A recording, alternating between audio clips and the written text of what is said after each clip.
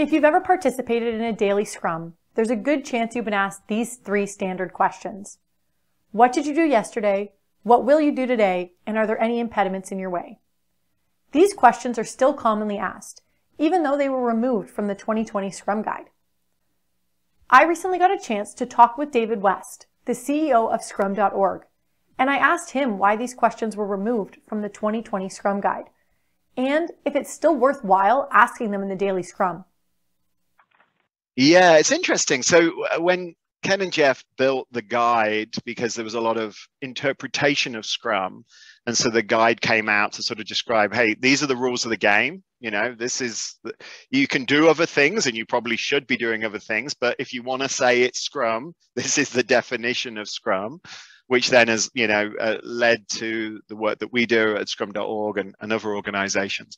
When they created that guide, they were trying to describe enough information in the guide, the minimum they could describe that allowed people to understand what Scrum was and to actually start using it. So initially, when they talked about a daily Scrum, they described the three questions, and that the sort of classic 3 questions: what did you do yesterday? What are you doing today? And what's getting in the way? What they found, and because obviously the guide's there, people are using it, seeing people instantiate it, seeing people create their own processes around it, they found, and I think the community found, that that it was becoming a status, or it was being used as a status meeting. Now, a daily Scrum isn't a status meeting.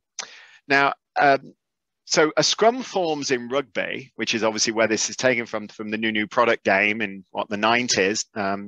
A Scrum forms in rugby when the ball stops moving, usually because of an infringement, or in the case when I was playing rugby, because I've been beaten up quite horribly and somebody has to carry me off to the medics on the side because I wasn't very good at rugby.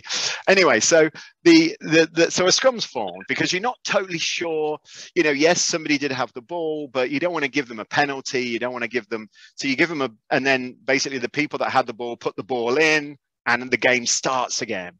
So the daily Scrum, by its very nature, is exactly that. It is a mechanism to get the team going again. The ball is work or outcomes, or hopefully the sprint goal is what you're focused on.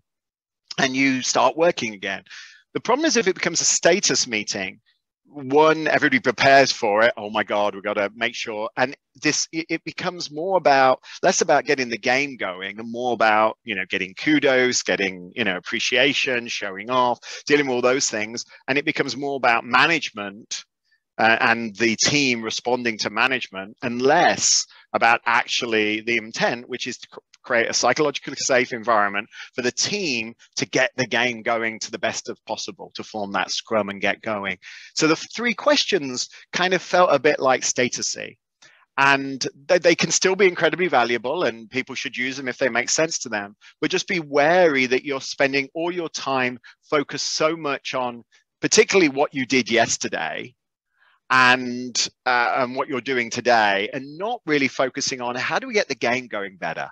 How do we focus the next 24 hours better? Who can help me? And being transparent and open in that. So the Scrum Guide changed to sort of like pull back from that, so that it was less about this mechanical execution of those 3 questions, and instead something more about getting the game going again, as it were.